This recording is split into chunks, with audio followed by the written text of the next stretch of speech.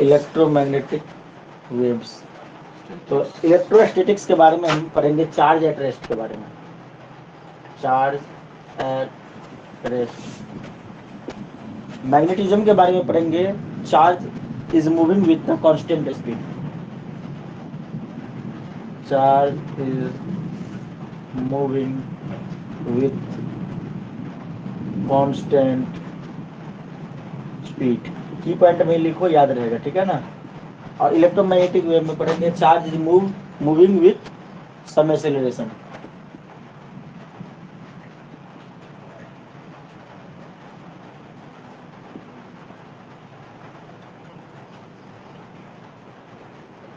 Acceleration example इसके हो गए, लाइट, एक्सरे,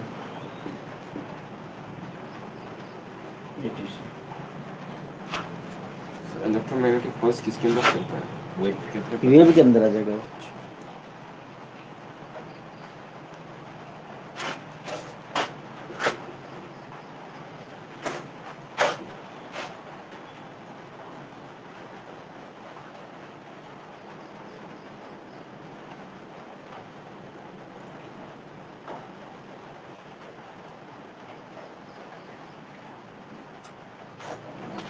The name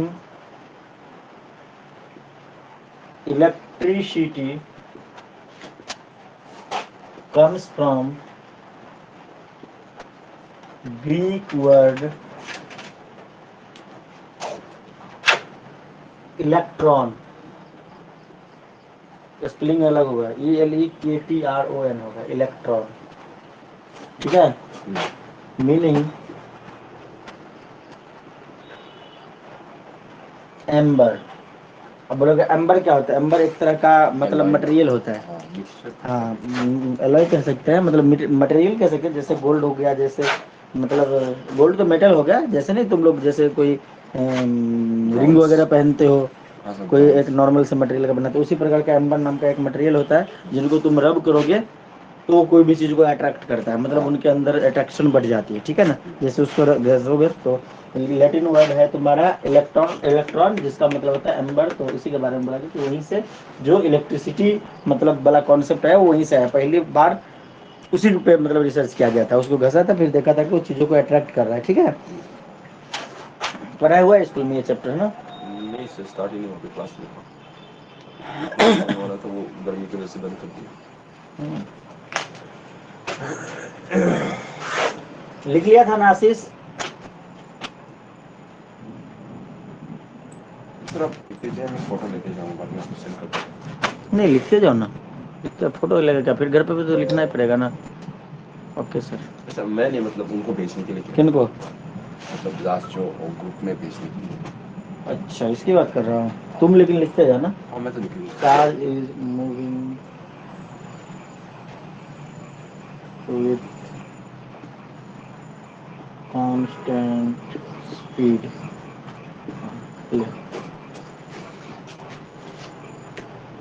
तो तुम्हारे अपने हैंडराइटिंग पे भरोसा नहीं है? हाँ, वो भी है।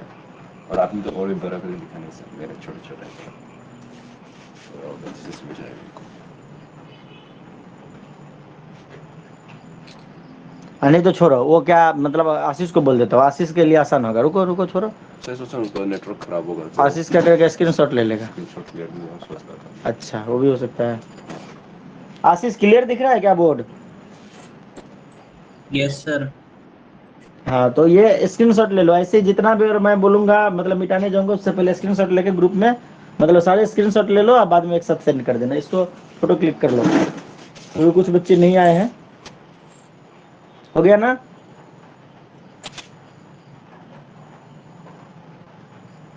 यस सर, हो गया।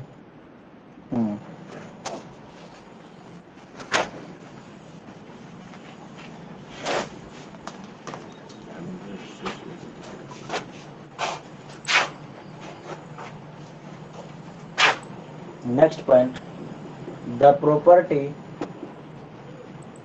Of rubbed substance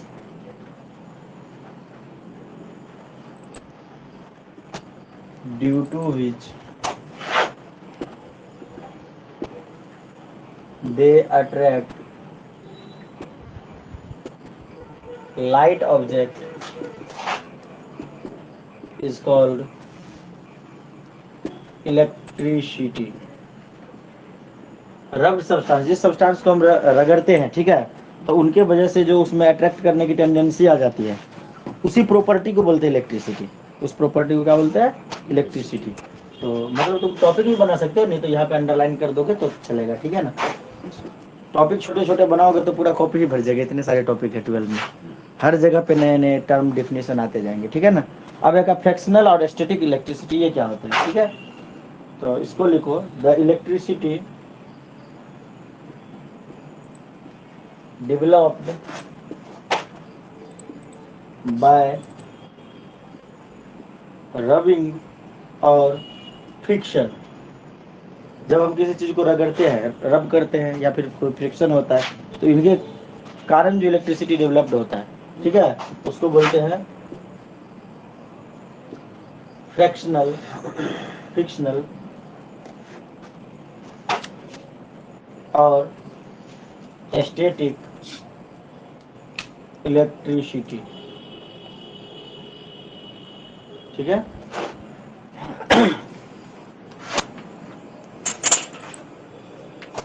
next, the rubbed substances which show this property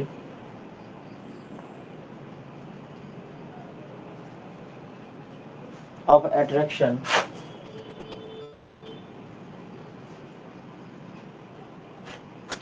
are said to have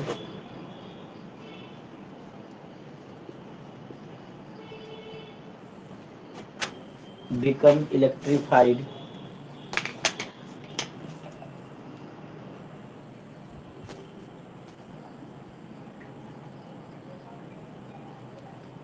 और इलेक्ट्रिकली चार्ज।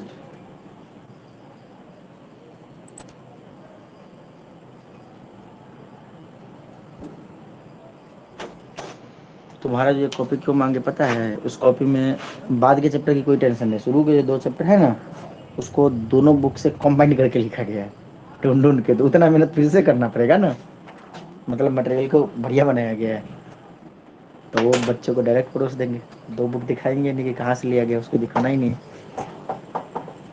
तुम तो अकेले थे, हम भी अकेले थे, तो चल दोनों मिलके काम कर रहे थे बैठ के। कुछ चीज तुम ढूंढता था, कुछ चीज हम।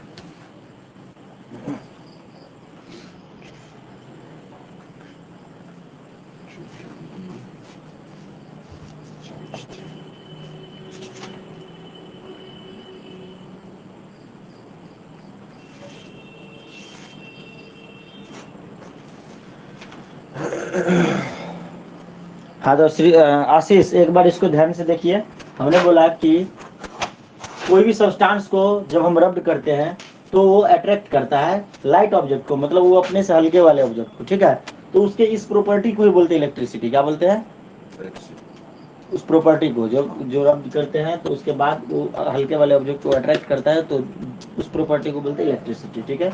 ये तो आ गया, ठीक है। अब देखो, the electricity developed by the rubbing और फ्रिक्शन, मतलब घसने से जो, मतलब जैसे तुमने कंघी को लिया, कंघी को ऐसे बाल में ऐसे ऐसे रगड़ते हो, उसके बाद छोटे पेपर को देते हो तो उसको अपने तरफ खींच लेता है, ठीक है, अट्रैक्ट कर लेता है।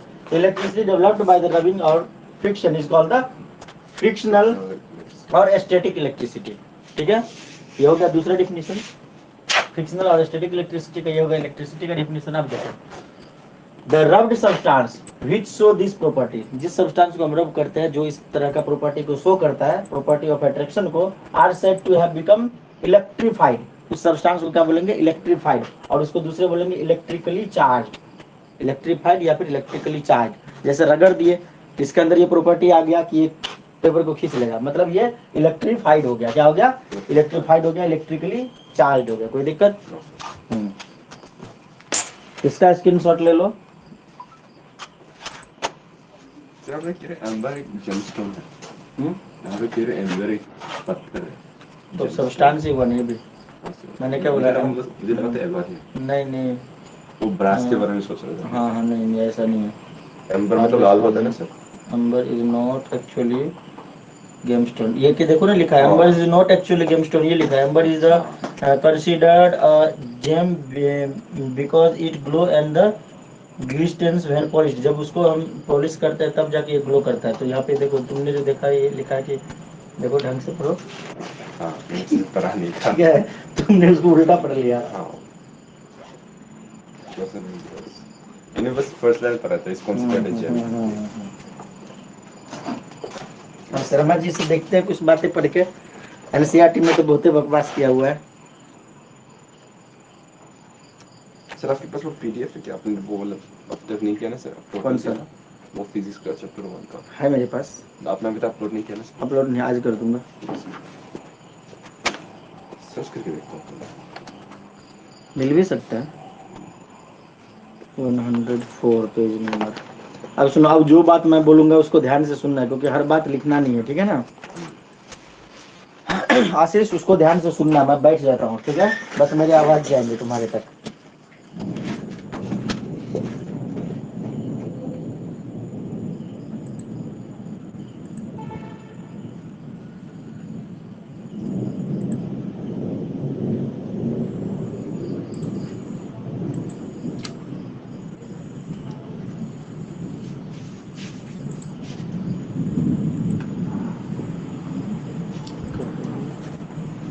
दूसरा chapter,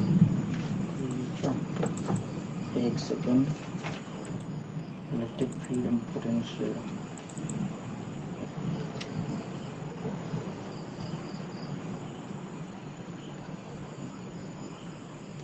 semiconductor, X-ray, special theoretical, photoelectric, optical, electric current.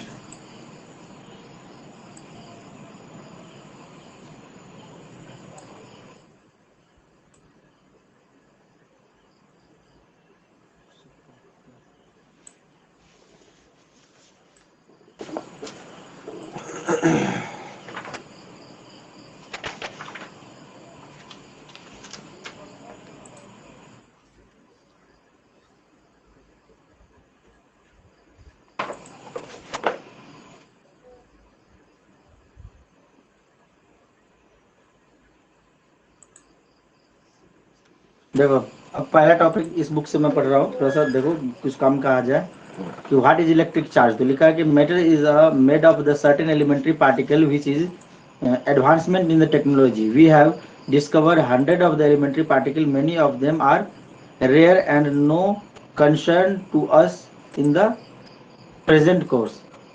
The three most common elementary particles are electron, proton and neutron, having the mass, electron, proton और न्यूट्रॉन तीनों के मास दिए हुए। मतलब बोला गया कि मैटर जो होते हैं, कोई भी मैटर वो छोटे छोटे पार्टिकल से मिलके बने होते हैं।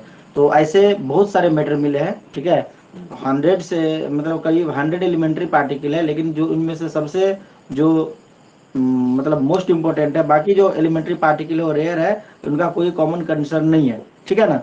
लेकिन ये जो मेनली है वो तीन तरह के, जो है एक इलेक्ट्रॉन, एक है प्रोटॉन, एक है न्यूट्रॉन। तो इलेक्ट्रॉन, प्रोटॉन, न्यूट्रॉन, इन तीनों के मास होते हैं। मास कितना होता है ये मैं बोर्ड पे लिखने वाला हूँ, ठीक है।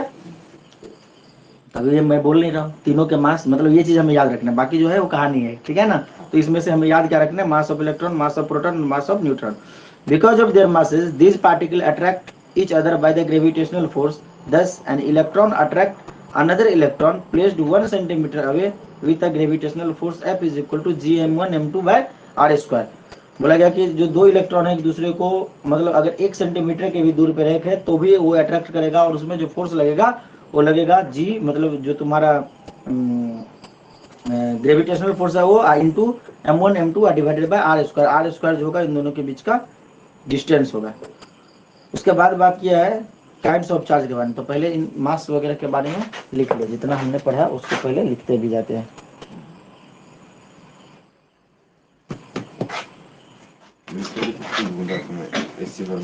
क्या हुआ? एनसीईआरटी बुक्स में वो एससी फॉर्मेट ढूंढ रहा था, बस सॉल्यूशन मिल गया ना? बस सॉल्यूशन मिला। हाँ तो सॉल्यूशन मिलेगा, बुक नहीं मिलेगा। किसी पायरेटेड वेबसाइट में जाना पड़ेगा अगर देखना तो मिलेगा। क्या हुआ? अगर मतलब चाहिए तो कोई पायरेटेड वेबसाइट में जाना पड़ेगा, हाँ फ्री में तो नहीं मिलेगा। एससी वर्मा का बुक, हाँ बुक तो मिल जाएगा, PDF सर, पीडीएफ मिलेगा, फ्री में मिलेगा सर। pdfdrive.com पे सर्च मार के देखना। तेरे पास नहीं है क्या? पार्ट 2 नहीं है सर। pdfdrive.com इस पे सर्च करना। PDF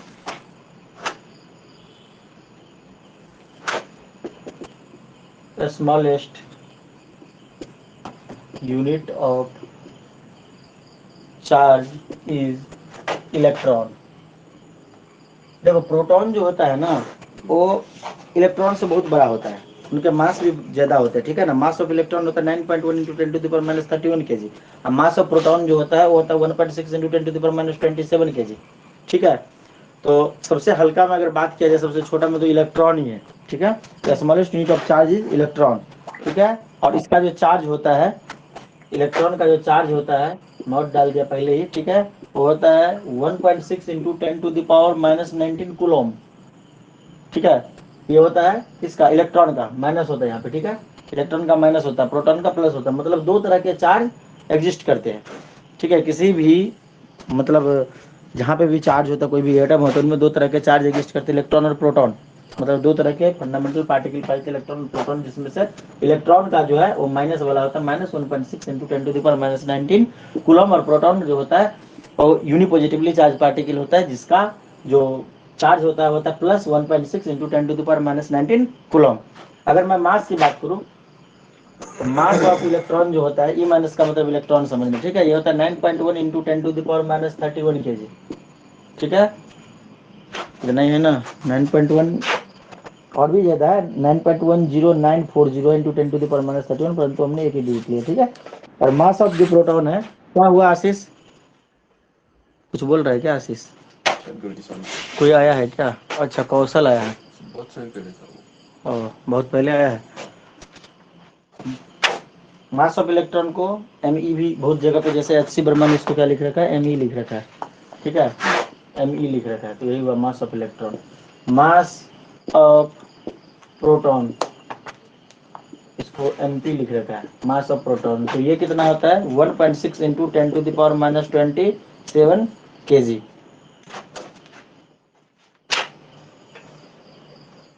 और मास ऑफ न्यूट्रॉन भी इक्वल ही होता है, ठीक है। Mass of neutron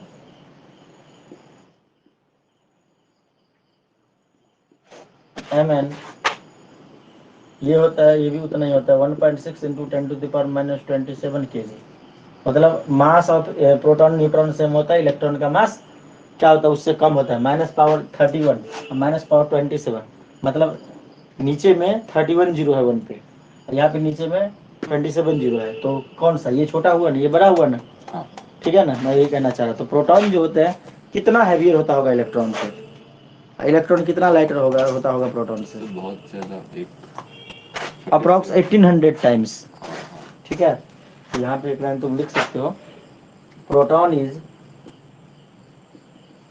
1837 times, NCERT में बात लिख रखा है, हैवियर देन इलेक्ट्रॉन,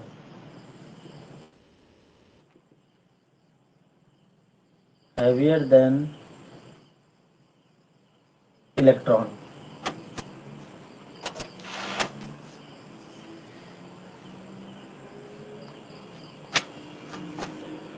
एक वर्ड सर्च करो तो क्वेंक्स, QUANKS, थोड़ा स्पेलिंग सर मिस्टेक हो रहा है मेरा, ANKS। तो क्वार्क्स बोला क्या? क्वेंक्स है, क्वेंक्स है, देखो तो क्वार्क्स तो एक मतलब मैंने बहुत पहले सुना था। तो फंडामेंटल पार्टिकल है ना, हाँ स्मॉलेस्ट था शायद, देखो मैंने देखो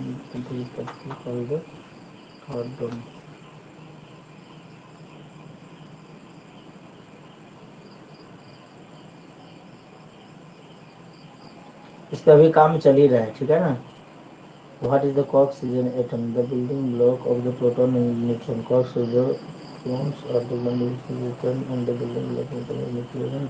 Currently, understanding in these quarks and the gluons are indivisible. मतलब देखो दो तरह के फंडामेंटल पार्टिकल और है, एक है क्वार्क्स QURKS, एक है ग्लूऑन्स GLUONS। इनको बोला गया है कि अब तक का सबसे स्मॉलेस्ट फंडामेंटल पार्टिकल है, लेकिन इन पे अभी भी रिसर्च चल रहा है। तो जब तक रिसर्च चल रहा है तब तक हम उसको शामिल नहीं कर सकते। ऐसा ही मतलब फिजिक्स ने अभी नहीं इसको अडेप्ट किया है, लेकिन यही है क्वार्क्स और ये पता होना चाहिए, लेकिन ग्लूऑन्स, ठीक है ना।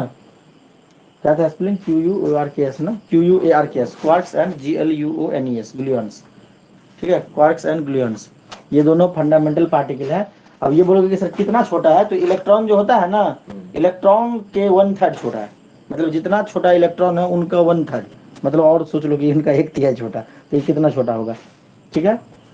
ये याद रखना, अगर कोई पूछे तो बता सकते हो कि सबसे छोटा पार्टिकल अब तक का जो है वो क्वार्क्स और ग्लूऑन्स है। 10 में सर्च किया था तभी ये मिला था। उस टाइम पे मतलब बताने वाला नहीं था, 10th में नहीं बता सकते हैं, ठीक है ना, लेकिन अभी इसी को लेंगे।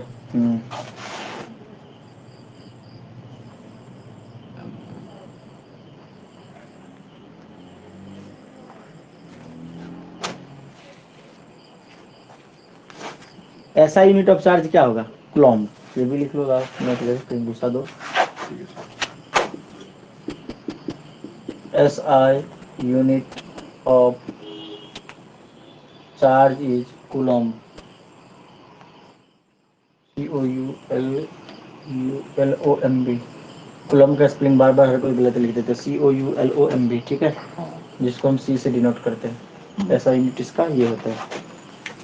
इलेक्ट्रिफिकेशन हमने लिखा दिया था ना, देखो तो थर्ड डिफिनेशन जो था, इलेक्ट्रिसिटी ये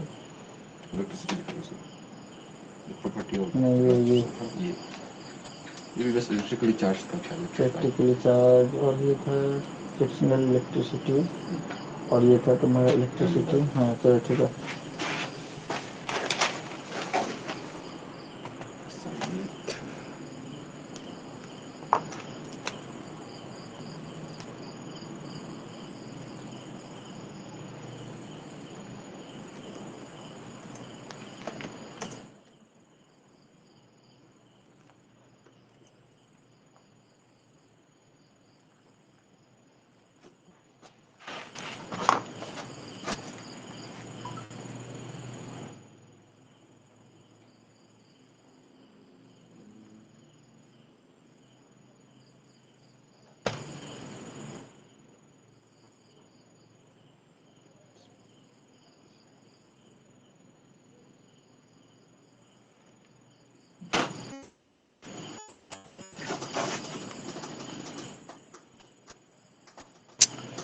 तो इलेक्ट्रोस्टेट्स का डिफिनेशन लिखाया था क्या मैंने?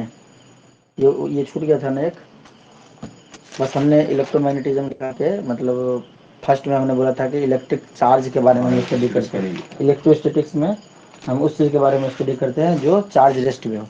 अगर जगह है तो वहीं पे भी लिख सकते हो, नहीं तो यहाँ पे भी लिख सकते हो। एक बार लिख लो, कहीं पे कभी पूछ लेते हैं, एग्जाम में नहीं पूछेगा, कोई पूछ लेगा कि इलेक्ट्रोस्टैटिक्स इसको बोलते हैं, जहाँ पे हम इलेक्ट्रिक चार्ज और पोटेंशियल के बारे में पढ़ते हैं उसको बोलते हैं इलेक्ट्रोस्टैटिक्स। तो हेडिंग दो इलेक्ट्रोस्टैटिक्स, उसमें लिखो electrostatics deals with the study of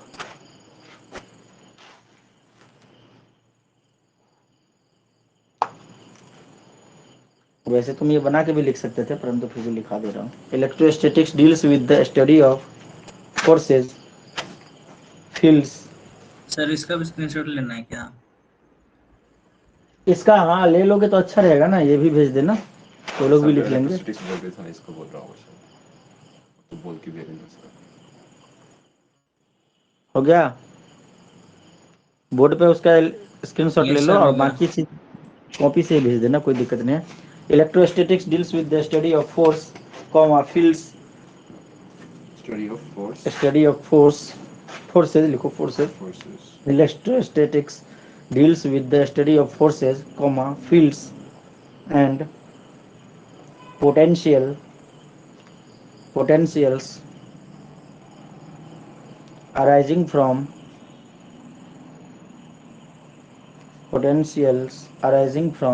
static charges. Static charges का मतलब क्या है? स्टैटिक चार्जेस का मतलब चार्ज एट रेस्ट, ठीक है ना। स्टैटिक होना मतलब रेस्ट में है, तो वही चीज़ वहाँ पे शॉर्ट फॉर्म में लिखे थे की टाइप में, ठीक है ना।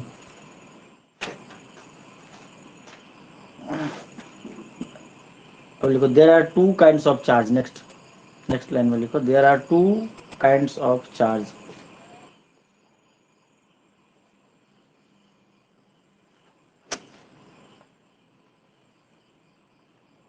एक तो होता है तुम्हारा पॉजिटिव चार्ज, एक होता है तुम्हारा नेगेटिव चार्ज.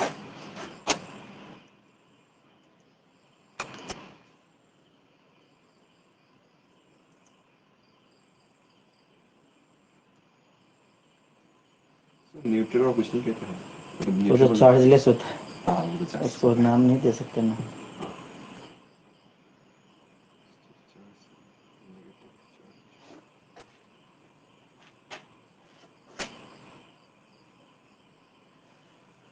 सर डेफिनेशन बोलिएगा. किसका? इलेक्ट्रोस्टैटिक्स का. Yes sir. Electrostatics deals with the study of forces, comma, fields and potentials. लिख लिया यहाँ तक?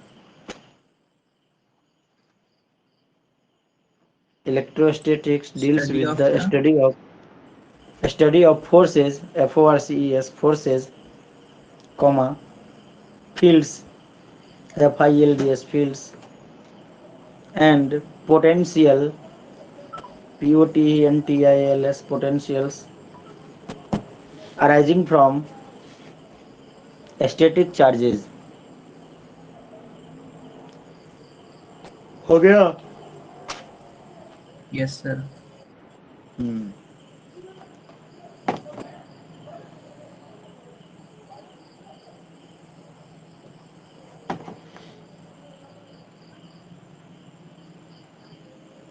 उसके बाद हमने बताया, लिखा है कि there are two type of electric charges. ठीक है, positive charges and negative charges. ठीक है, तो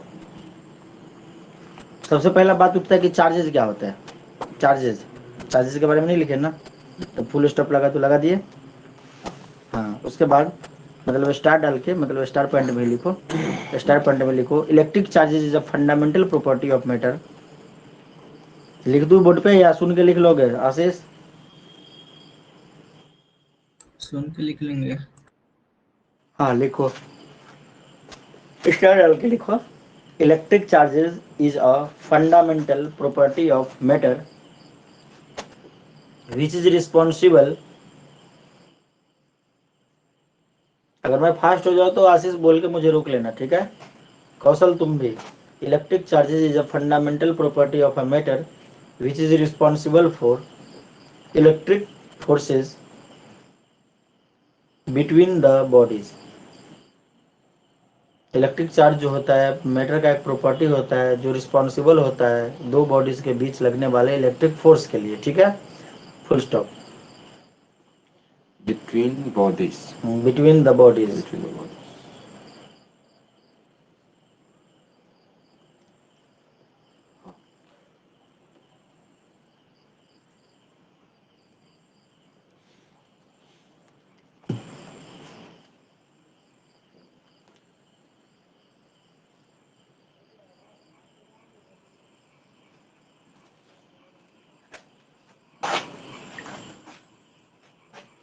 एक मिनट रुको. एनसीईआरटी बुक तो नहीं होगा तुम लोग के पास ना, किसी के पास? आशीष तुम्हारे पास बुक नहीं है ना? मेरे पास बस नया नो वाला सर. कॉपी है, पुराने वाला कॉपी है. अच्छा कोई बात नहीं, बुक को कोई नहीं खरीदा है अभी. देखो मैं 11th का खोल रहा हूँ, घंटा मिलेगा मेरे को. तुम लोग आगे 12 में. मैं सोच रहा हूँ टॉपिक का ही नहीं मिल रहा है.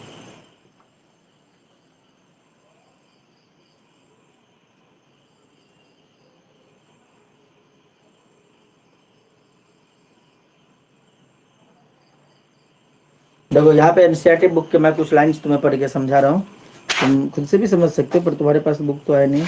तुम पढ़ोगे सृजन?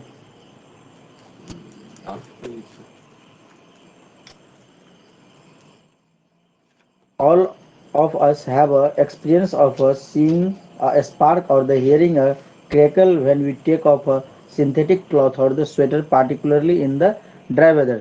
मतलब जब हम सिंथेटिक कपड़ा या फिर स्वेटर जब हम पहनते हैं ड्राई वेदर में, तो हम देखते हैं कि उससे स्पार्क या फिर केकल मतलब सुनाई देता है, नहीं आवाज समझ में? जैसे उसको पहनते हैं, जब हम उतारते हैं तो चिंगारी जैसा नहीं निकलता है। घूमेगा कैसे फोन ऐसे अपने आप नहीं घूम रहा। Rotation auto rotate on. तो जैसे कि तुम जाड़े के टाइम पे जब कपड़ा पहनते होगे, जब खोलते होगे रात को, जैसे लाइट ऑफ कर दिए कपड़े उतार रहे हो, ठीक है, तो तुम देखते हो कि कुछ आवाज आता है, ठीक है, कुछ आवाज सुनाई दिया कुछ, जैसे ऐसे फोल्ड किए जो मतलब स्पार्क टाइप का। चिंगारी भी दिखते हैं कपड़े से। हाँ, जैसे थर्मोकोट जैसे नहीं इनर पहनते हो, इनर पहनते हो ना, तो उसको जब तुम उतारोगे, कहीं से आओगे काम करके, ट्यूशन पढ़ के आओगे, जहाँ से रात सोने के लिए जाओगे, उतारोगे तो मतलब आवाज सुनाई देगा थोड़ा थोड़ा, मतलब एकदम चिट चिट टाइप का आवाज सुनाई देगा, और एक स्पार्क भी दिखाई देगा, ठीक है। तो यही क्या है, ये चार्ज है। किसी के साथ ऐसा हुआ है क्या? चिंगारी तो नहीं, पर आवाज बहुत होता है, वो सब छेड़ छेड़ कर जाता है। हाँ आता है ना, तो वही जो आवाज आ रहता है, तो उसी के साथ साथ चिंगारी भी होती है। उस टाइम पे तुम्हारा लाइट ऑन रहता होगा, इसलिए तुम उसको देख नहीं पाता होगा। इसी प्रकार के जो लेडीज गारमेंट्स जो होते हैं, जैसे पॉलिस्टर साड़ी, उसमें भी इसी प्रकार के मतलब फिनोमेना तुम देखोगे, ठीक है। तो लिखा है कि have you ever tried to find any explanation for this phenomena, तो नहीं किया, ठीक है ना।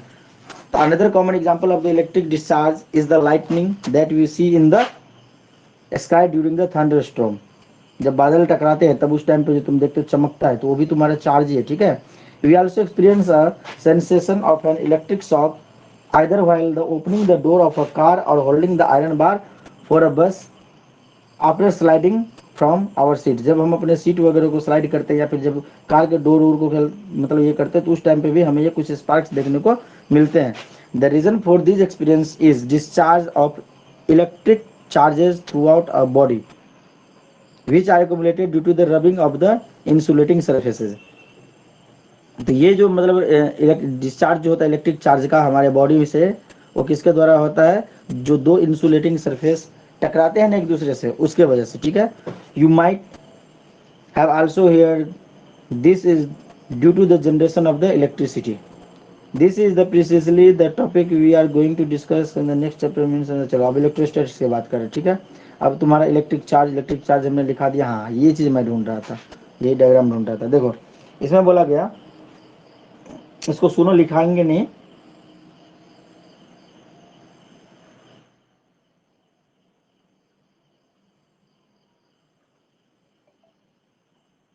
बोला कि एक एक्टिविटी तुम इस प्रकार का कर सकते हो कि एक लॉन्ग स्ट्रिप ले लोगे व्हाइट पेपर का। व्हाइट पेपर जो होता है ना, A4 साइज पेपर, वो तुम एक छोटा सा टुकड़ा ले लो उसका, ठीक है। और उस पर क्या करो, आयरन कर दो, प्रेस कर दो। क्या कर दो, उसको प्रेस कर दो। जब उसको तुम प्रेस कर दोगे, उसके बाद उसको उठाओ और टीवी के स्क्रीन या फिर कंप्यूटर के मॉनिटर पे ले जाओ। आशीष सुनाई दे रहा है मैं जो बोल रहा हूँ? एक एक्टिविटी है, वो मैं तुम्हें बता रहा हूँ एनसीईआरटी बुक से। एक छोटा सा व्हाइट कलर का पेपर का एक स्ट्रिप ले लो, उसको रख दो, उस पर आयरन कर दो, गर्म आयरन से आयरन कर दो। और उसके बाद करके देखना घर पे, उसको टीवी के या फिर कंप्यूटर या लैपटॉप के स्क्रीन के जो मॉनिटर होते हैं, ठीक है, उसके स्क्रीन के पास ले जाओ। तो तुम देखोगे कि वो जाके उसके एकदम चिपक जाएगा, खतरनाक तरीके से, नहीं गिरेगा। एक दूसरा कागज लोगे जो उसको ऐसे करोगे तो वैसे, और वो जाके पूरी तरह से चिपक जाएगा। In fact they remain stuck to the screen for a while.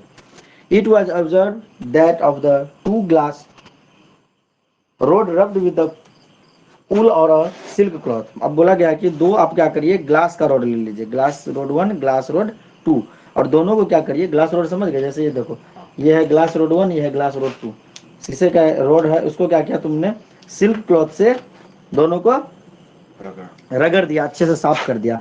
तब तुम देखोगे कि ये दोनों एक दूसरे को रिपेल करेंगे। क्यों करेंगे भाई? क्योंकि देखो बुक नहीं होने से ही दिक्कत है, अब हमको लगता है खुद ही बुक खरीदना पड़ेगा, ठीक है। जैसे मान लो कि एक ग्लास का रोड ये है, एक ग्लास का रोड ये है, एक ग्लास का रोड ये है, तो इसको भी तुमने सिल्क के कपड़े से रगड़ दिया, इसको भी सिल्क के कपड़े से रगड़ दिया। तो जब तुम सिल्क के कपड़े से रगड़े तो इसमें भी कुछ ना कुछ चार्ज डेवलप हुआ, सेम काइंड ऑफ चार्ज। मान लो प्लस चार्ज डेवलप हुआ, इसमें भी प्लस चार्ज डेवलप हुआ। अब दोनों ग्लास को जो एक दूसरे के पास लाओगे तो क्या होगा, वो रिपेल करेगा, ठीक है। ये बात आगे समझ में। आगे बोला है कि the two strands of a wool और the two piece of the silk cloth with which the rod are rubbed also repel each other। ऐसा ये बात लिखा है। However, the glass rod and wool attract each other हाँ, अब बोला गया कि देखो ग्लास का रोड और उल एक दूसरे को क्या करेगा, अट्रैक्ट करेगा, ठीक है। लेकिन दोनों ग्लास रोड को जब पास में लाएंगे तो एक दूसरे को रिपेल करेगा, ठीक है। सिमिलरली अगर हम दो प्लास्टिक के रोड ले लें, अब क्या करेंगे, दो प्लास्टिक के रोड ले लेंगे, प्लास्टिक का रोड 1, प्लास्टिक का रोड 2, ठीक है। और जो कैट के फर होते हैं, ठीक है, उसके साथ अगर उसको रब करेंगे, ठीक है, तब ये क्या करेगा, एक दूसरे को फिर से, मान लो कैट के फर, समझ रहे हो ना, हाँ सर। तो उसके साथ करेंगे तो मान लो कि नेगेटिव चार्ज डेवलप हो गया, इसको भी रब किए, इसको भी रब किए, दोनों को रब किए, तो दोनों में तो सेम टाइप के चार्ज डेवलप हुए, तो ये भी एक दूसरे को क्या करेगा, रिपेल करेगा, क्या करेगा, एक दूसरे को रिपेल करेगा। तो ये बात लिखा हुआ है, डायग्राम भी दिया हुआ है, मैं तुम्हें अभी दिखाता हूँ, मैं स्क्रीन शॉट भी भेज दूंगा। On other hand the plastic road attract the glass rod, तो देखो ये दोनों प्लास्टिक और ये दोनों ग्लास के रोड है, इसको हमने सिल्क कपड़े से रगड़ा था या उल के कपड़े से, उल से रगड़ा था, तो ये क्या कर रहे थे, दोनों एक दूसरे को रिपेल कर रहे थे। इस ये दोनों प्लास्टिक के रोड को हमने क्या किया, जो कैट फर होते हैं, मतलब बिल्ली के बाल, ये होगा ना, ठीक है, उसके साथ रगड़ेंगे बिल्ली के ऊपर ऐसे ऐसे, तब ये दोनों एक दूसरे को रिपेल करेगा। लेकिन जब हम इस रोड को और इस रोड को पास में लाएंगे तो दोनों एक दूसरे को अट्रैक्ट कर लेगा, चिपका लेगा। जब हम इस रोड को पास में लाएंगे, मतलब एक ग्लास का रोड एक प्लास्टिक का रोड, तब क्या करेगा, एक दूसरे, क्योंकि इसमें प्लस चार्ज डेवलप हुआ था, इसमें माइनस, ऐसा नहीं कि इसमें भी ये हो सकता है, मतलब अलग टाइप के चार्ज हुए थे ना, उसके वजह से कैट फर से अलग टाइप का चार्ज डेवलप हुआ था, और जो सिंथेटिक क्लॉथ का हमने यूज किया था या फिर वूल का, उससे अलग टाइप का चार्ज डेवलप हुआ था। आया बात समझ में? सर ऐसा होता है कि यहाँ पे प्लास्टिक क्या होता है? प्लस ही नहीं, मतलब चार्ज तो दो ही तरह के होते हैं, एक प्लस एक माइनस, एक तो अट्रैक्शन एक तो रिपल्सन। अट्रैक्शन को प्लस नाम दे दिया गया और रिपल्सन को माइनस दे दिया गया। हाँ, लेकिन ऐसा नहीं है, सॉरी गलत बोल दिया मैंने, अट्रैक्शन रिपल्सन, ठीक है। जो प्लस पॉजिटिव चार्ज और नेगेटिव चार्ज, तो पॉजिटिव चार्ज को प्लस से डिनोट करते हैं, नेगेटिव चार्ज को माइनस से डिनोट करते हैं, लेकिन कोई भी चार्ज हो सकता है, दोनों सेम टाइप के चार्ज आने से रिपेल करेगा। जैसे दो नेगेटिव चार्ज आने से, मतलब एक दूसरे को रिपेल करेगा, दो पॉजिटिव चार्ज से भी रिपेल करेगा। ऐसा नहीं कि पॉजिटिव नेगेटिव कुछ ऐसा कोई रिसर्च करके नाम दिया गया, वो ऐसे ही दे दिया गया है, ठीक है ना। और दोनों डिफरेंट, अगर पॉजिटिव नेगेटिव चार्ज आया तो वो अट्रैक्ट करेगा, मतलब सेम टाइप के चार्ज रिपेल करेंगे, और जो सेम नहीं रहेंगे, अपोजिट चार्ज रहेंगे तो अट्रैक्ट करेंगे, ठीक है। और भी दिया है एक दो डायग्राम, उसके बारे में बता रहा हूँ। अब बोला गया कि इफ अ प्लास्टिक रोड, ध्यान से सुनना, if a plastic rod rubbed with fur is made to touch to small pith ball, दो स्मॉल पिच बॉल ले लिया, now a day we can use the polystyrene ball. Pith ball जो है small pith ball, इसके जगह पे आज के दिन में हम पॉलिस्टीरीन बॉल आते हैं, ठीक है, तो उनका हम यूज कर सकते हैं। उसको क्या करोगे, एक सिल्क या फिर नायलॉन थ्रेड के साथ लटका दोगे, ठीक है। एक प्लास्टिक का रोड होगा, ठीक है, जिसको plastic rod with fur is made to touch to small, हाँ, उसके साथ बांध दोगे इस दोनों बॉल को, पॉलिस्टीरीन बॉल को, और उसको एक सिल्क या फिर नायलॉन के थ्रेड के साथ उसको लटका दोगे, जैसा कि फिगर 1.1D में दिया गया है। मतलब ऐसा करके फिगर दिया गया, ऐसे करके, एक बॉल इससे एक बॉल इससे, और ये जो है तुम्हारा प्लास्टिक का रोड है, ठीक है, जिसको ये किया गया है, इसको मतलब कैट के फर के साथ इसको रब किया गया है प्लास्टिक के रोड को, और इसमें दो बॉल पॉलिस्टीरीन बॉल को सिल्क के साथ लटका दिया गया। क्या कर दिया गया, सिल्क के साथ लटका दिया गया। तो आगे देखते हैं क्या हुआ। तो ये क्या होगा, एक दूसरे को रिपेल करेगा, मतलब ये दोनों बॉल एक दूसरे को रिपेल करेगा रोड के द्वारा, ठीक है। तो ये बोला गया है, and also repelled by the rod, हाँ, तो ये दोनों एक दूसरे को रिपेल करेगा और रॉड के द्वारा भी रिपेल किया जाएगा। वो ऐसा नहीं कि जाके इधर पे चिपक जाएगा रॉड में, नहीं, रॉड भी रिपेल करेगा और ये भी रिपेल करेगा, ठीक है।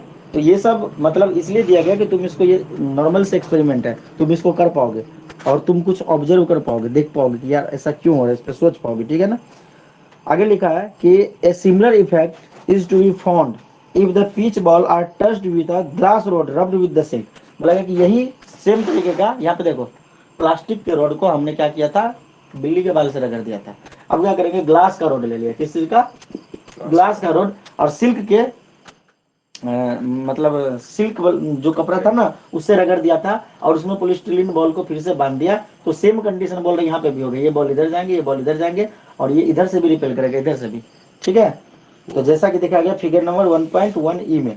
अब देखो आगे लिखा है कि ये ड्रामेस्टिक ऑब्जर्वेशन, तो ये तुम देख रहे हो यहाँ पे कुछ चीज ऑब्जर्व कर पा रहे हो तुम, ठीक है। अब बोला गया कि ये तुमको अद्भुत सा नजारा दिखेगा जब पिच बॉल क्या लिखा है, observation is that pitch ball touched with a glass road attract another pitch ball touched with the plastic road.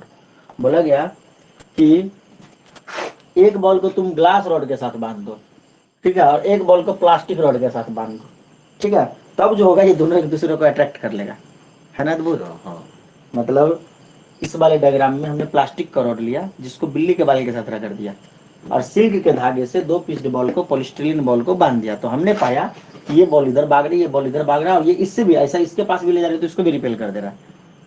फिर हमने क्या किया, ग्लास रॉड ले लिया, उसको सिल्क से हमने मांज दिया, साफ कर दिया, और इसमें भी सिल्क के धागे में दो बॉल को पॉलिस्टीरीन बॉल को बांध दिया, तो ये आपस में तो रिपेल कर ही रहा है, इसके साथ भी रिपेल कर रहा है। अब हमने क्या किया कि एक ले लिया ग्लास का रॉड, एक ले लिया प्लास्टिक का रॉड, इसको सिल्क वाले से मांज दिया, इसको बिल्ली के बाल से मांज दिया, इसके बाद दोनों में बॉल टांग दिया, दोनों तो पॉलिस्टीरीन बॉल है। अब ये दोनों बॉल एक दूसरे में आके चिपक जा रहे हैं, ये इसमें भी चिपक रहे, इसमें ऐसा क्यों हो रहा है, देखो सोचो, अद्भुत है ना अमेजिंग। चार्ज ही है, एक ही चार्ज है, कपड़े ही है, रॉड ही है, और तो कुछ तूफानी हुआ नहीं, ठीक है। तब ये ऐसा क्यों हो रहा है, इस पर बोला है कि तुम्हें खुद सोचने के लिए। अब देखो इसके जो डायग्राम हम तभी से बोल रहे थे, डायग्राम है डायग्राम है डायग्राम है, ये पूरा क्लियरली लिखा हुआ है, यहाँ पे देख लो, ऑनलाइन में दिख रहा है, देखो तो दिख रहा है आशीष कंडुल ना, ये फोटो है, मैं स्क्रीनशॉट भेज दूंगा, नहीं तो तुम्हारे ग्रुप में अपलोड कर दूंगा, ठीक है ना, 30 मिनट क्लास में। देखा, देखो श्रीवन, है ना, जो मैंने बोला सब कुछ लिख के दिया है यहाँ पे, पूरा क्लियरली लिख दिया है, ठीक है। इसी के बारे में बोल रहा है कि भाई आप इसके बारे में सोचिए, इसमें यहाँ से आपको इलेक्ट्रिक चार्ज का पता चलेगा, ठीक है, और पढ़ोगे इसको तो थोड़ा और भी मजा आएगा, मैं पढ़ के सुनाऊंगा तो उतना मजा नहीं आएगा, ठीक है ना। अब देखो दिस प्रॉपर्टी, अब देखो यहाँ पे 2-3 डिफिनीशन आ गया। अब पहला डिफिनीशन क्या आता है, जो तुम्हारा है पॉजिटिव चार्ज निगेटिव चार्ज का डिफिनीशन आ गया, और एक और डिफिनीशन आता है पोलरिटी ऑफ चार्ज। बोलो कि सर पोलरिटी ऑफ चार्ज क्या होता है, तो सुनो ध्यान से, दिमाग में सेट करो, the property of differentiates two kinds of the charge is called the polarity of charge. मतलब दो टाइप के जो चार्ज पॉजिटिव और नेगेटिव चार्ज में जो डिफरेंशिएटिज तुमको देखने को मिलते हैं उन्हीं को बोलेंगे पोलरिटी ऑफ चार्ज, ठीक है। फिर पॉइंट नंबर 1 में लिखा है कि like charge repel each other, like charge repel each other, मतलब दो पॉजिटिव चार्ज या फिर दो नेगेटिव चार्ज एक दूसरे को रिपेल करेंगे, और unlike charge attract each other, unlike charge मतलब एक पॉजिटिव नेगेटिव या नेगेटिव पॉजिटिव जो होंगे एक दूसरे को अट्रैक्ट करेंगे। मतलब इस चैप्टर में पूरा चार्ज चार्ज चार्ज चार्ज ही चलेगा, ठीक है ना। इसके बाद टॉपिक चेंज हुआ नहीं हुआ, और भी एक पेज चार्ज, फिर से एग्जाम्पल, ठीक है, इसको तुम खुद से एक बार पढ़ के आओ, ठीक है। पेज नंबर 4-5 तक फिर से दिया है, वही एक एक्सपेरिमेंट दिया, मैं बोल के दिखाता हूँ फिर से, घबराने का नहीं, तुमको समझना ही पड़ेगा, इसमें लिखा हूँ तो बहुत ज़्यादा हो जाएगा, ठीक है। अब देखो एक ले लिया, मतलब लीफ इलेक्ट्रोस्कोप बनाया, ठीक है, एक लीफ इलेक्ट्रोस्कोप, इसके बारे में तुम लिख भी सकते हो अगर चाहो तो, नहीं तो वैसे समझ लेने से भी हो जाएगा। उसमें क्या किया, डायग्राम बनाना पड़ेगा, नहीं है ना तुम लोग के पास, बनाना पड़ेगा। लीफ इलेक्ट्रोस्कोप दो तरीके, तुम उसको स्क्वायर बॉक्स के अंदर भी बना सकते हो और वैसे भी बना सकते हो। तो एक क्या किया, ये बॉक्स टाइप का कोई है, ठीक है ना, इसके अंदर यहाँ पे एक रबर के पैनल लगे हुए हैं, ठीक है, इसके अंदर गोल्ड लीव्स है, दो गोल्ड लीव्स है, ठीक है, दो गोल्ड लीव्स है, और यहाँ पे इसके साथ कनेक्ट है रॉड, मेटल रॉड, और ऊपर में ऐसा गोला टाइप का बना हुआ है, और उसका नाम क्या है, जरा एक सेकेंड, उसको बोलते हैं मेटल नॉब, क्या बोलते हैं, लिखना मत, बुक में है सब कुछ बना बनाया, एनसीईआरटी बुक में है, ठीक है। मेटल नॉब, ये मेटल नॉब है, ये मेटल रॉड है, ये मेटल नॉब है, ये मेटल, एमआर लिख तो समझ जाओगे, एमआर मेटल रॉड है, और ये जो है तुम्हारा रबर है, ठीक है, और ये जो है तुम्हारा गोल्ड लिव्स है, ये दोनों गोल्ड लिव्स मतलब सोने का पत्ता, एकदम छोटा छोटा गोल्ड लिव्स, ठीक है। ये शायद तुम्हें पहले भी 10th में भी था इस टाइप का। और ये क्या है, शीशे का ग्लास विंडो है, क्या है, ग्लास विंडो है, शीशे के मतलब कंटेनर टाइप है, तो इसको ले लिया गया। अब देखो क्या किया गया कि कोई भी चीज को चार्ज कर लिया गया, ठीक है, कोई भी चीज़ को मतलब सपोज करो कि एक ये कोई रॉड है, इसको मतलब हमने घस दिया कपड़े से और इसको यहाँ पे लाया, सटाया, तो ये मेटल नॉब है, तो इसको चार्ज को डिटेक्ट करेगा, चार्ज को ट्रांसफर करेगा, करेगा ना। तो ये क्या होगा कि अगर हम पॉजिटिव चार्ज यहाँ पे दे रहे हैं, ठीक है, मतलब एक चार्ज हमने दिया, ऐसे रगड़ा, ऐसे दिया, तो ये क्या है, गोल्ड लीव्स ऐसे फैल जाएगा। क्यों? क्योंकि हमने यहाँ पे चार्ज दिया तो एक ही टाइप का चार्ज आएगा, चाहे पॉजिटिव आए चाहे नेगेटिव आए। तो जब ये यहाँ पे आएगा तो दोनों में ट्रांसफर होगा और दोनों क्या करेगा, एक दूसरे को रिपेल करेगा। मतलब इससे हमें ये पता चल रहा है कि भाई एक टाइप का चार्ज चाहे पॉजिटिव दो चाहे नेगेटिव दो, एक दूसरे को क्या कर लेगा, रिपेल कर लेगा। बोलोगे कि सर अट्रैक्ट करने वाला फिनोमेना हो सकता है? तो हाँ, हो सकता है। कुछ ऐसे कंडीशन तुम्हें क्रिएट करने पड़ेंगे, तब होगा कि पहले से उसमें कोई चार्ज रहे या उसको फिर से चेंज करके देखो। लेकिन ज्यादातर केस में क्या होगा, ये रिपेयर ही करेगा। ठीक है, इसको बोलते हैं गोल्ड लीफ इलेक्ट्रोस्कोप, या इसको तुम और भी आसान तरीके से कर सकते हो, जो तुमने 10th में पढ़ा होगा। इस टाइप का ग्लास का ऐसा वेसल होता होगा, ऐसे टाइप का तुमने, सॉरी 10th में नहीं 7th में ये था, अभी याद आ गया, 7th में था एक एक्सपेरिमेंट इस प्रकार का। ठीक है, इसमें एक मेटल नॉब है, इसके साथ कनेक्ट है रॉड, ठीक है ना, और इसमें ये लगा दिया। तो अब इसमें जो जैसे तुम इस नॉब के साथ टच कराओगे, कोई कपड़ा रगड़ के इसमें ग्लास के रॉड में, ठीक है, रगड़ के इसमें सटाओगे, तो फिर जब इसमें ये चार्ज ट्रांसफर होगा, ये चार्ज आएगा प्लस प्लस प्लस ही आएगा, ये नॉब इस तरफ ऐसे भाग जाएगा। फिर जब इसको हटा दोगे, मतलब काफी मजेदार है, ये करके मजा आएगा। ऐसे ये लिए कपड़े से घस लिए रॉड को, ऐसे ऐसे ऐसे घस लिए और यहाँ पे जाके सटाएंगे तो ये ऐसे हो जाएगा, फिर हटा लेंगे फिर ऐसे आ जाएगा। तो मजा नहीं आएगा करके?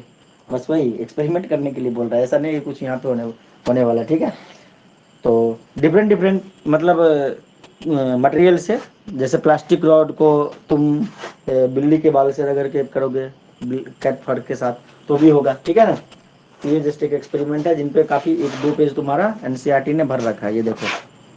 तो वही चीज, ये खुद से पढ़ने का चीज सब है, ये देखो, है ऐसा दिखा है ना। ये देखो, ये बोतल ले लिया है, ये देखो आशीष, देखो कहाँ गया आशीष कंडुलना। ये देखो, बुक निकाल के थोड़ा सा पढ़ना, मैं डाल दूंगा आज ग्रुप में। दिख रहा है आशीष? देखो तो, लिया गोल्ड लीव्स।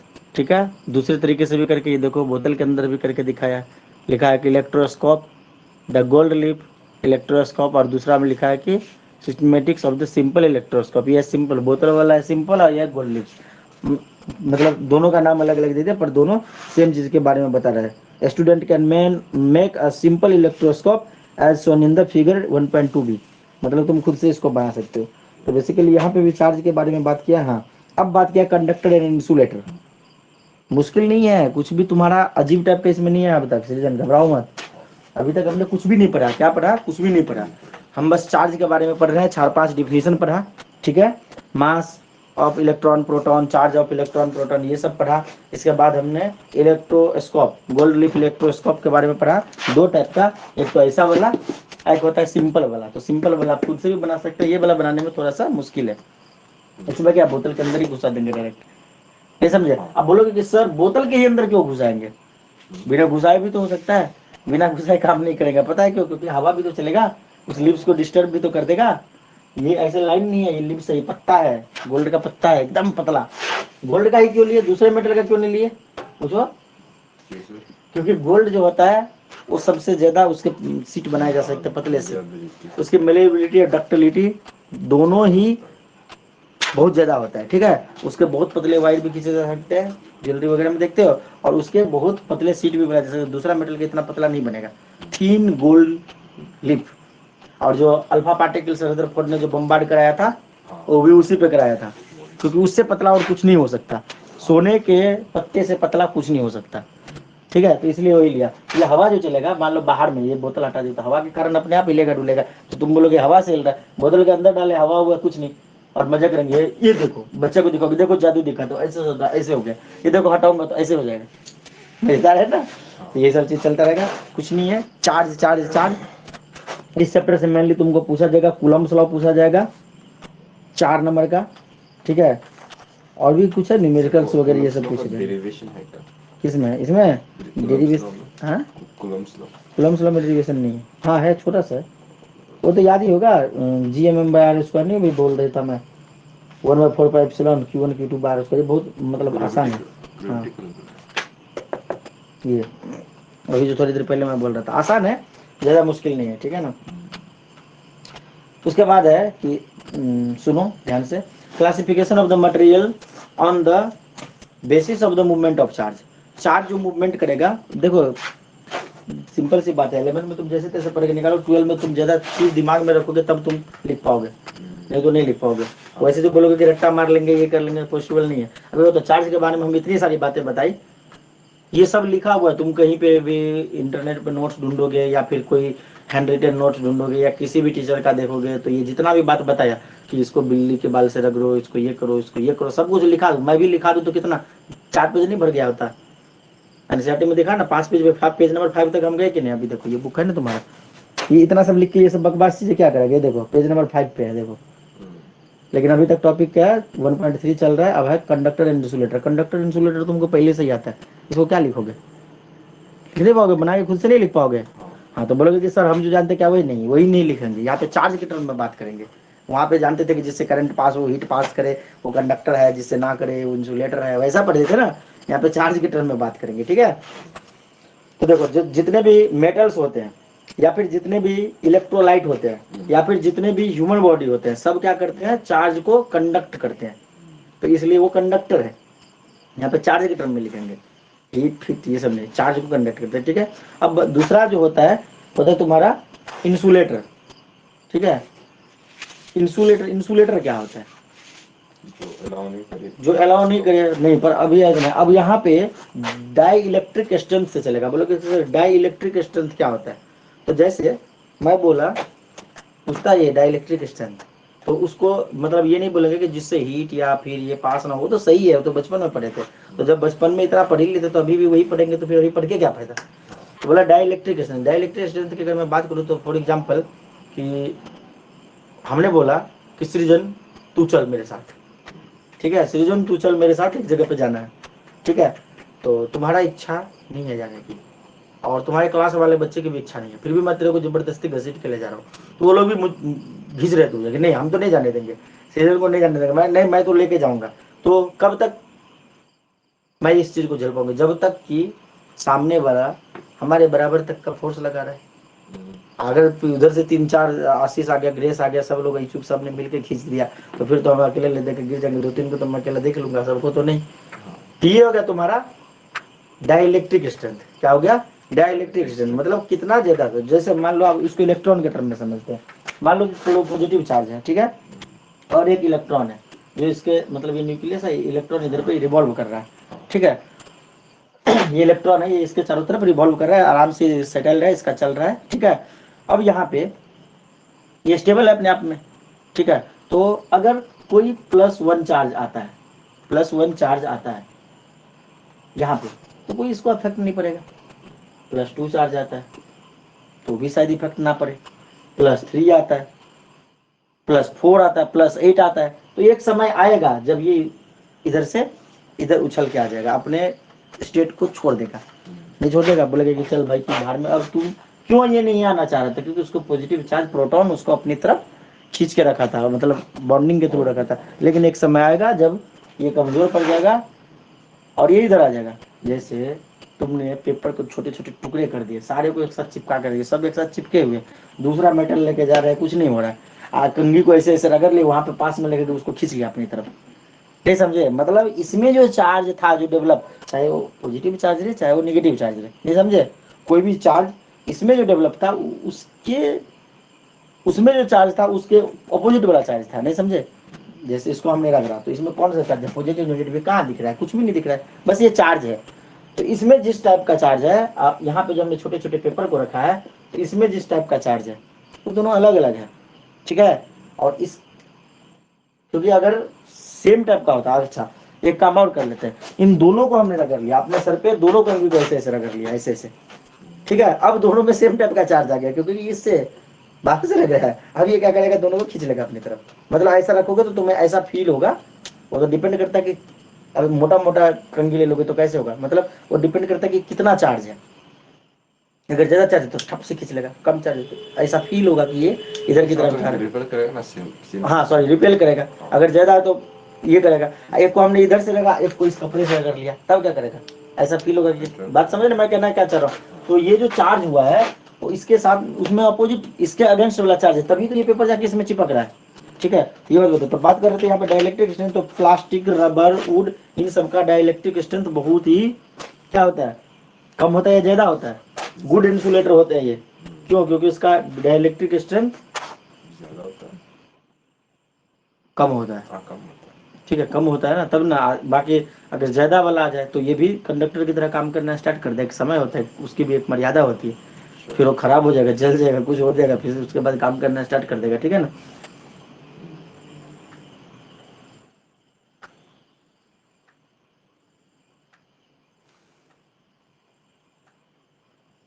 तो ये हो गया तुम्हारे चार्ज के टर्म में। अगर इसको अगर लिखने के लिए बोले तो तुम ऐसे ही लिखोगे, डाइलेक्ट्रिक स्ट्रेंथ के टर्म में। More dielectric strength good insulator, sorry ज्यादा होता है। ठीक है, जितना डाइलेक्ट्रिक स्ट्रेंथ होगा वो उतना बड़ा इंसुलेटर होगा। ठीक है ना। जैसे रबर हो गया, वुड हो गया, ठीक है, प्लास्टिक हो गया, इनका डाइलेक्ट्रिक स्ट्रेंथ ज्यादा होता है, कम नहीं होता, ज्यादा होता है। सही बोल रहे तुमने। ठीक है, डाइलेक्ट्रिक स्ट्रेंथ ज्यादा होता है। डाइलेक्ट्रिक स्ट्रेंथ ज्यादा होना मतलब ज्यादा इंसुलेटर, और डाइलेक्ट्रिक स्ट्रेंथ कम होना मतलब कंडक्टर। सेमीकंडक्टर का नाम सुना है ना? Conductor, semiconductor, insulator. तो सेमीकंडक्टर बोलोगे सॉरी का ये भी पढ़ेंगे, इसमें नहीं, शायद बाद में एक चैप्टर आएगा, हाँ बाद में आएगा उसमें। सेमीकंडक्टर पे ही तो दुनिया पूरा चल रहा है। सेमीकंडक्टर क्या करता है? सिलिकॉन, हाँ, सिलिकॉन होता है, उसका एग्जांपल हो गया। और उसमें जो होते हैं वो हम अपनी मर्जी, मन की गति से चला सकते हैं, जब मर्जी रोक सकते, जब मर्जी चार्ज को चलाओ, जब मर्जी रोको। परंतु कंडक्टर में क्या है, या तो कंडक्ट करेगा या तो नहीं करेगा। इंसुलेटर है तो नहीं करेगा। परंतु सेमीकंडक्टर में क्या है, हम जहाँ पे चाहेंगे, जब जितना, जिस जगह पे जितना चार्ज उतना चार्ज जा सकता है। मोबाइल वगैरह कस्टमाइज कर सकते हैं। कस्टमाइज कर सकते हैं। ठीक है ना, बेसिकली ये कर सकते हैं। तो तुम पेज नंबर कहाँ तक बता दिए?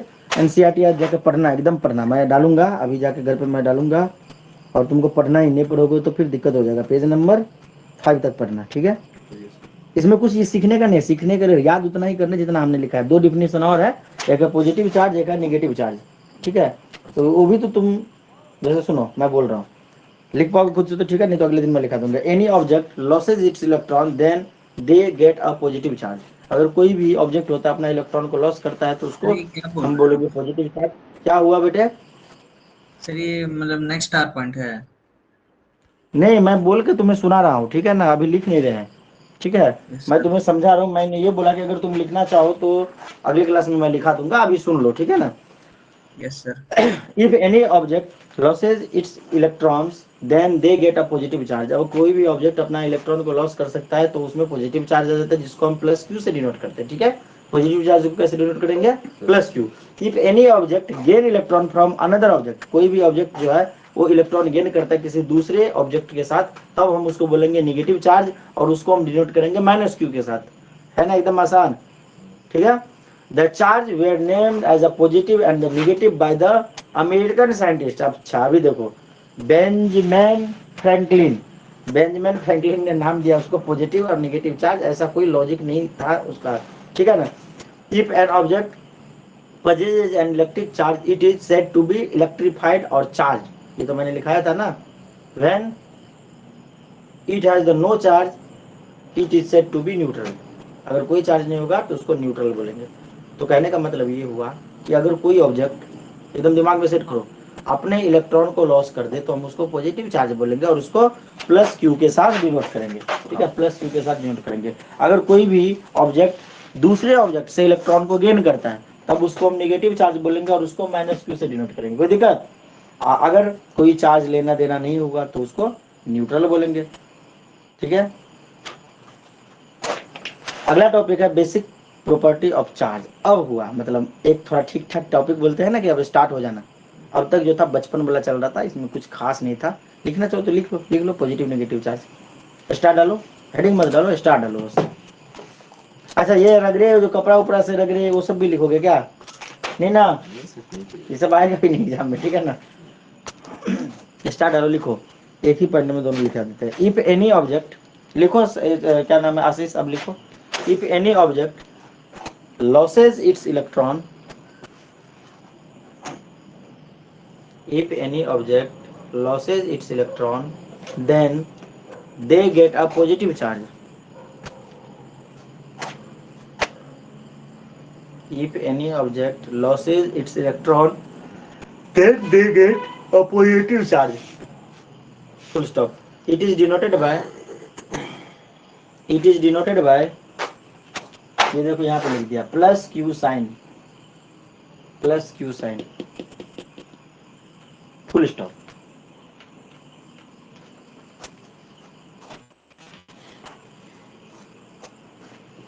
हो गया।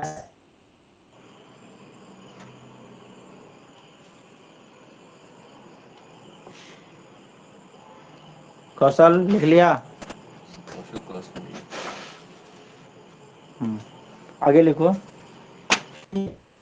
Gain electron from another object. If any object gain electrons from another object, then it gets a negative charge.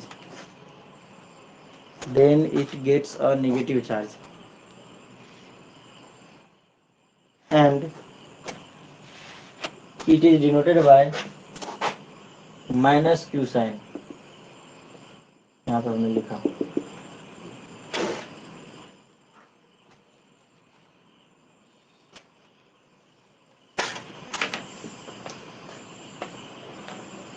minus q sign.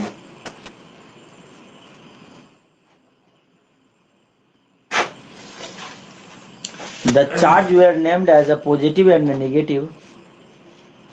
The charges लिखो. The charges were named as positive and negative by American scientist Benjamin, मैंने लिख दिया Benjamin Franklin.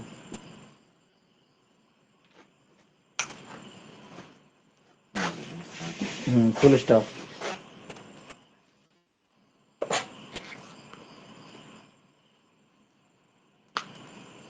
तो वैसे object जिनके पास electric charge होता है उसको इलेक्ट्रिफाइड या फिर चार्ज बोलते हैं, जिनके पास चार्ज नहीं होता है उनको न्यूट्रल बोलते हैं। तो यहाँ तक हो गया। मेन बस इतना ही आया इस 5 पेज में से, मेरे हिसाब से याद करने लायक इतना ही है, ठीक है ना।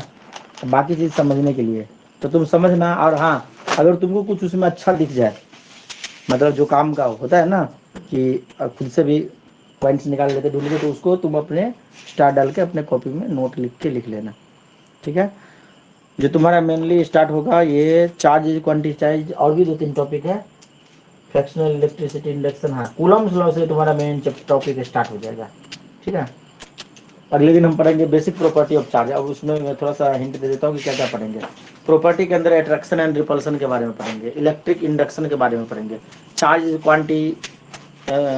क्वांटाइज्ड के बारे में पढ़ेंगे, और इलेक्ट्रिक चार्जेस कंजर्व इनके बारे में पढ़ेंगे, ठीक है। और इसके बाद पढ़ेंगे कूलम्स लॉ। तो यहाँ से तुम्हारा मेन टॉपिक स्टार्ट होगा। कूलम्स लॉ बहुत इंपॉर्टेंट है। इलेक्ट्रिक फील्ड इंटेंसिटी, उसके बाद मजा आने लगेगा, ठीक है। शुरू में थोड़ा बेसिक्स है, और एक एक पेज को पढ़ के एक एक लाइन को तुम समझ लेना। जो चीज समझ में नहीं आए वो पूछ लेना अगले क्लास में, समझे सृजन। मैं आज अपलोड कर दूंगा रात को, कल तुम्हारे पास पूरा समय है, शाम का तो पूरा खाली ही रहते हो। तो आज हमने जानबूझ के फिजिक्स को स्टार्ट कर दिया ताकि अब थोड़ा सा मन लगना स्टार्ट हो जाए, ठीक है। और अभी फिजिक्स का एक चैप्टर पहले खत्म करेंगे, उसके बाद 3 दिन फिजिक्स 3 दिन मैथ, ऐसा करके चलाएगा, ठीक है। हाँ ध्यान रखना कि 12 का फिजिक्स बहुत लेंदी है, बहुत ज़्यादा पढ़ना है इसके लिए। 11th में कुछ नहीं था, 11th में तो ऐसा लग रहा था सब सुना सुनाया है। 12 में तुम देखो एक भी टॉपिक ऐसा नहीं है जो तुम्हें पहले से रिलेटेड, जैसे 11th में क्या था, वेलोसिटी, एक्सेलरेशन, फैसेलरेशन, सब कुछ सुना सुनाया नहीं लगता था। यहाँ पे देखो क्या, heat and temperature, kinetic theory of gases, क्या है, कैलोरीमेट्री, थर्मोडायनामिक्स, तो कैसे लेकर हाँ 11 में इनमें से कुछ पार्ट उधर चला गया। यहाँ से देखो electric field and potential, Gauss law है ना, ये सब नया है ना। इलेक्ट्रिक करंट ये चैप्टर 2 है, इसमें तो मिक्स करके रखा है, ये बुक बहुत सारा चीज मिक्स किया है। मतलब सब कुछ नया नया है। हाँ सीक्वेंस अलग है, ठीक है। सब कुछ तुमको नया नया मिलेगा, खतरनाक। मुझे तो पार्ट 1 में तक मिला नहीं है। ठीक है, तो आज की क्लास में इतना ही। जय हिंद।